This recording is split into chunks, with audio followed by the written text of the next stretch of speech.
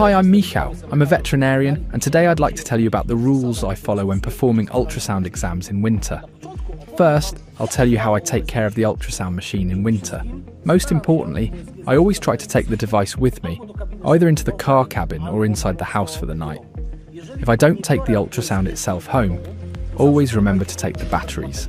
I also want to emphasize here that in winter, it's good to have at least one spare battery in the field, because when it's freezing hard, the battery can drain much faster. When it comes to maintenance in winter, of course we wash it exactly the same way as in summer, but we must remember to dry it very, very thoroughly. Because if it turns out that water got into various crevices, and we don't dry it, well, if it freezes, it can damage the machine.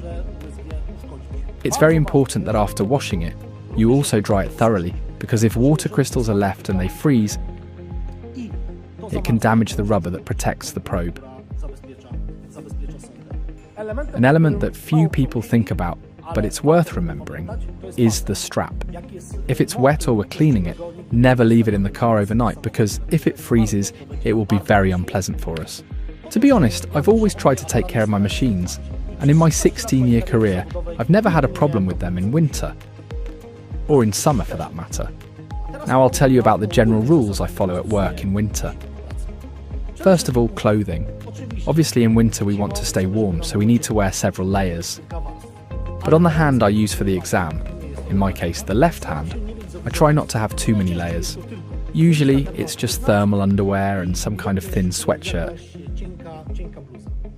So when I put on the rectal glove, this layer isn't too thick. That way we don't cause, for example, pain to the cow, and our comfort during the exam is also much better. Since we're already talking about the exam and reaching in, let's remember the gel. Gel freezes very quickly in winter, so it's worth keeping it in the car and taking it indoors from the car at night. But during the day, when we work at different farms, I, for example, like to keep the gel in the car cabin, so it's always warm and the cows feel comfortable during the exam.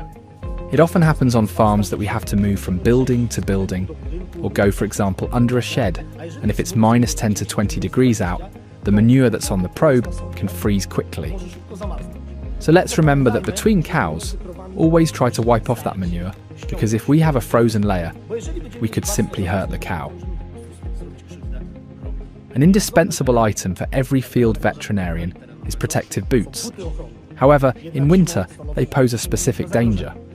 Why? Because when we have a slippery surface, like ice or snow, it's easy to fall. We feel like we're on ice skates. But remember that winter doesn't excuse us from using these boots, so we have to be very careful. Another solution is to buy wellies that are dedicated only to a specific farm. Then we don't have to use those boots. Remember also to look after your own comfort. I, for example, always have hot coffee or tea in a thermos in the car.